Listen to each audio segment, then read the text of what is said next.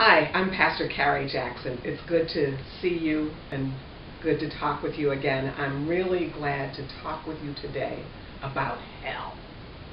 When I was 19 years old, I read some books from the Danish philosopher Søren Kierkegaard, and Kierkegaard asked the question, why do you serve God? To avoid going to hell? And so as a 19-year-old who grew up in the Pentecostal church, my response was, well, of course that's why I serve God. I don't want to go to hell. And then something about my response troubled my heart.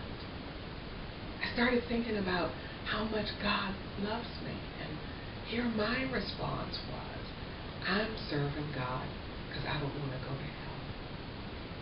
I sat with that, reflected with that, wrestled with that for about a week.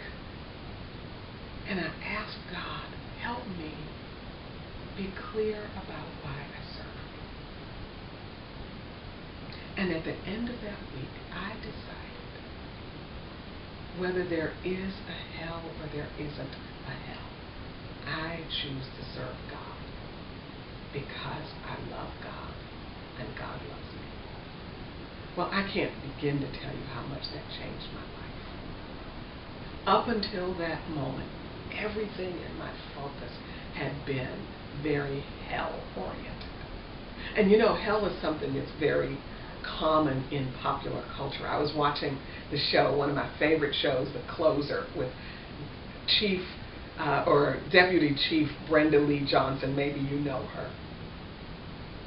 But she was doing this interrogation with a suspect and was doing the kind of closer stuff that she does and leading the suspect to believe that his accomplice in a crime, who he had then tried to kill because he was trying to clean up his mess, she was leading him to believe that the accomplice was still alive.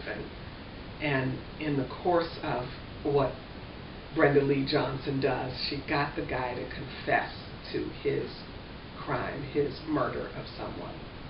And then he said to Chief Johnson, well, tell Betty Sue, whatever his accomplice's name was, tell her I'll meet her in hell.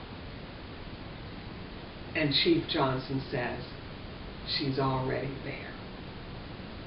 Even in popular culture, we have all of this focus on hell. And so when it comes to those of us who are involved in religious organizations of one sort or other, especially within the Christian tradition, hell is so big.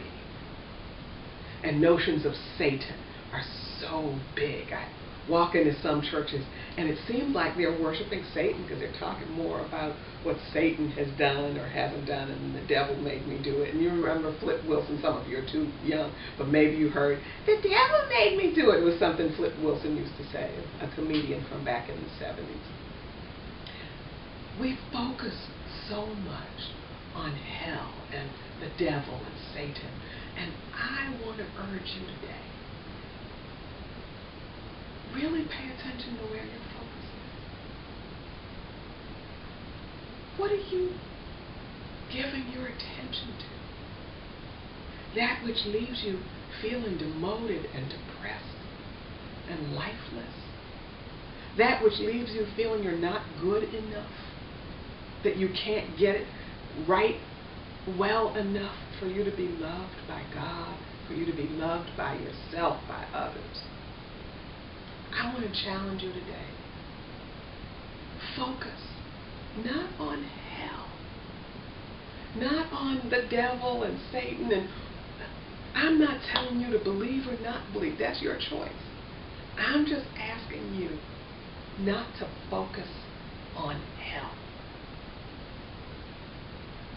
but to focus instead on God, on God's love for you. And some of us, it's hard for us to really get it that God loves us unconditionally because we've not experienced it. But God is madly in love with you. So if you've made a choice to serve God, whatever that means for you. I urge you today, serve God. Be in relationship with God, not to avoid hell, but to have the most incredible love experience that life can bring. It's here for you. Who do you serve? Why do you serve? Serve God because of love. That's it. Talk to you next time.